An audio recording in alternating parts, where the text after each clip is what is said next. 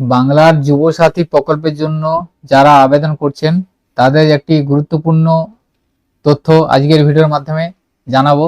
তো আপনারা এখন বাংলার যুবসাথী প্রকল্পের জন্য নোটিফিকেশন সেটা দেখতে পাচ্ছেন। এখানে বাংলার যুবসাথী প্রকল্পের যে টাকা, সেই টাকাটা ডিবিডি সিস্টেমে ব্যাংকের অ্যাকাউন্টে ক্রেডিট করা হবে।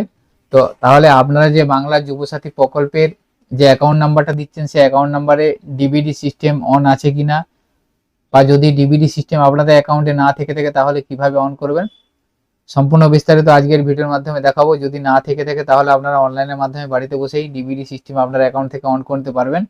সেজন্য ভিডিওটি স্কিপ না করে আপনারা সম্পূর্ণ দেখবেন এবং আমাদের সাথে থাকবেন। আপনারা নোটিফিকেশনে দেখুন 2 নম্বরের যে এ অপশন আছে, এখানে বলা আছে financial assistant under the scheme will be credited by direct benefit transfer to an Aadhaar linked bank account.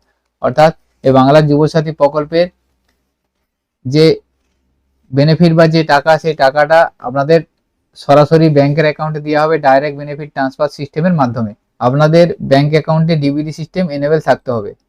এছাড়াও আপনারা যে পিপিটিটা দেখতে পাচ্ছেন, এই পিপিটিতেও বলা আছে দেখুন, ফান্ড ট্রান্সফার থ্রু আধার বেস ডাইরেক্ট বেনিফিট ট্রান্সফার অর্থাৎ ডিবিডি। তাহলে আপনারা যে অ্যাকাউন্টটি দিয়ে দিচ্ছেন সেই অ্যাকাউন্টে ডিবিডি সিস্টেমটি এনেবল থাকতে হবে, না হলে আপনাদের টাকা পেতে অসুবিধা হবে।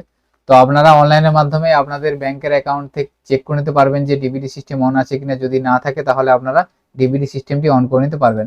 সেজন্য আপনাদেরকে base.npci.org.in এই পোর্টালটি ওপেন করতে হবে। এই পোর্টালের লিঙ্ক আমি ভিডিও ডেসক্রিপশনে দিয়ে রাখবো, সেখান থেকে আপনারা সরাসরি ওপেন করতে পারবেন। এই ধরনের পোর্টাল একটি আপনার সামনে ওপেন হয়ে যাবে। এখান থেকে সর্বপ্রথম আপনারা আধার ম্যাপ স্ট্যাটাস যে অপশনটা আছে এখানে ক্লিক করবেন। এখানে ক্লিক করার পর আপনারা আধার নাম্বারটা দিয়ে দেবেন। আর যে বেনিফিশিয়ারির ব্যাংক অ্যাকাউন্টের সাথে ডিবিডি সিস্টেম চেক করতে চাইছেন সেই বেনিফিশিয়ারির আধার নাম্বারটা লিখবেন। লেখার পর যে ক্যাপচার আছে ক্যাপচারটা লেখার পর চেক স্ট্যাটাস অপশনে ক্লিক করবেন।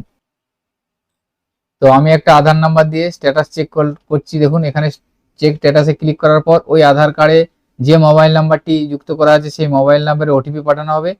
ওটিপিটা লেখার পর কনফার্ম অপশনে ক্লিক করবেন। কনফার্ম অপশনে ক্লিক করার পর দেখুন এখানে ডিটেলসটা শো করে যাবে। আমি একটা আধার নাম্বার দিয়েছি এবং এই আধারটা কোন ব্যাংকের সাথে ম্যাপ করা আছে সেই ব্যাংকের নামটাও এখানে শো করে যাচ্ছে এবং কত তারিখে আপডেট করা আছে সেটা শো করছে। এবং এখানে দেখুন ম্যাপিং স্ট্যাটাসে এনেবল ফর ডিবিটি, অর্থাৎ এই ব্যাংকের অ্যাকাউন্টে ডিবিডি সিস্টেম বা ডাইরেক্ট বেনিফিট ট্রান্সফার সিস্টেমটি চালু করা আছে। সেক্ষেত্রে এই ব্যাংকের অ্যাকাউন্টটি বাংলার যুবসাথী প্রকল্পের জন্য দিলে কোনো সমস্যা হবে না। তো এইভাবে আপনারা চেক করে নেবেন। এখানে যদি ডিবিডি সিস্টেম এনেবল না থেকে থাকে সেক্ষেত্রে আপনারা এই পোর্টালের মাধ্যমেই আপনাদের ব্যাংকের অ্যাকাউন্টে ডিবিডি সিস্টেমটি এনেবল করতে পারবেন। তো এখানে আরেকটা জিনিস বলে রাখি, ধরুন আপনাদের 2টো বা 3টে অ্যাকাউন্ট আছে, আপনারা এখানে যে অ্যাকাউন্টে শো করছে সেই অ্যাকাউন্টটা আপনারা বাংলার যুবসাথী প্রকল্পের জন্য দিতে চাইছেন না, অন্য কোনো অ্যাকাউন্ট দিতে চাইছেন, সেক্ষেত্রে আপনাদের ডিবিডি সিস্টেমটা এই অ্যাকাউন্ট থেকে চেঞ্জ করে অন্য অ্যাকাউন্টে নিয়ে যেতে হবে। সেক্ষেত্রেও আপনারা এই অপশন থেকেই করতে পারবেন। সেজন্য আপনারা এখান থেকে আধার সিডিং বা ডিসিডিং যে অপশনটা আছে এখানে যাবেন। এখানে যাওয়ার পর কনফার্ম অপশনে ক্লিক করবেন। এরপর এখানে ইন্টার আধার নাম্বার, এখানে ওই বেনিফিশিয়ারির আধার নাম্বারটা দিবেন। আধার নাম্বার দেওয়ার পর এখানে দেখুন রিকোয়েস্ট ফর আধার সিডিং এবং ডিসিডিং আছে, এখানে সিডিং অপশনে ক্লিক করবেন। ক্লিক করার পর এখান থেকে সিলেক্ট ইউর ব্যাংক, অর্থাৎ আপনার যে ব্যাংক সেই ব্যাংকটা আপনি এখান থেকে সিলেক্ট করবেন। যে ব্যাংকে আপনি ডিবিডি সিস্টেমটা অন করতে চাচ্ছেন সেই ব্যাংকটা এখান থেকে সিলেক্ট করে নেবেন। সিলেক্ট করে নেওয়ার পর দেখুন ফ্রেশ সিডিং, আপনার দেখা গেলো যে ওখানে আপনার ডিবিডি সিস্টেমটা এনেবল নেই। সেক্ষেত্রে আপনি আপনার অ্যাকাউন্টের সাথে ডিবিডি সিস্টেমটা অন করতে চাইছেন, সেক্ষেত্রে আপনাকে ফ্রেশ সিডিং করতে হবে। এবং যদি আপনি ওই ডিবিডি সিস্টেমটা কোনো একটা ব্যাংকে আছে সেটা অন্য ব্যাংকে নিয়ে দিতে যাচ্ছেন, সেক্ষেত্রে আপনাকে 2টো অপশন আছে মুভমেন্ট বলে, movement same bank in another account, অর্থাৎ আপনার ধরুন এসবিআই একটা ব্যাংকে ডিবিডি সিস্টেম আছে, আপনার এসবিআই আরও একটা ব্যাংক আছে সেই ব্যাংকে ওটা নিয়ে যেতে চাইছেন, সেই জন্য দ্বিতীয় অপশনটা সিলেক্ট করবেন। এবং 3 নম্বর অপশনটা হচ্ছে আপনার from one bank to other bank, অর্থাৎ আপনার ধরুন এসবিআই ডিবিডি সিস্টেম অন আছে, সেটা আপনি ব্যাংক অফ ইন্ডিয়া বা পাঞ্জাব ব্যাংকের আপনার অ্যাকাউন্টে নিয়ে যেতে চাইছেন, সেই জন্য 3 নম্বর অপশনটা আপনারা সিলেক্ট করবেন। আর ফ্রেশ সিডিং হলে এখানে প্রথম অপশনটা সিলেক্ট করবেন। এরপরে অ্যাকাউন্ট নাম্বারটা লিখে দেবেন, কনফার্ম অ্যাকাউন্ট নাম্বার লিখবেন। লেখার পরে এই বক্সে টিক দিবেন, দেওয়ার পর এখানে যে ক্যাপচার আছে ক্যাপচারটা লিখে দেবেন। ক্যাপচার লেখার পর সাবমিট অপশনে ক্লিক করবেন।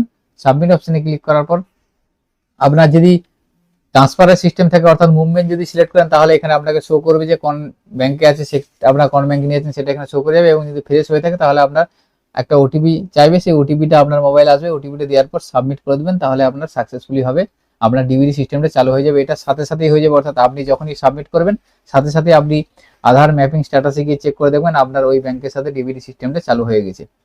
তো এইভাবে আপনারা ডিবিটি সিস্টেমটা চেক করতে পারবেন এবং চালু করে নিতে পারবেন। তো আজকের ভিডিওতে এই ইনফরমেশনটি আপনাদের সাথে শেয়ার করা ছিল। সকলের সুবিধার্থে ভিডিওটি শেয়ার করবেন। ভিডিওটি যদি ভালো লেগে থাকে লাইক করবেন এবং আমাদের চ্যানেলে যদি আপনারা নতুন হয়ে থাকেন চ্যানেলটিকে সাবস্ক্রাইব করে রাখবেন। সকলে ভালো থাকবেন, সুস্থ থাকবেন, ধন্যবাদ।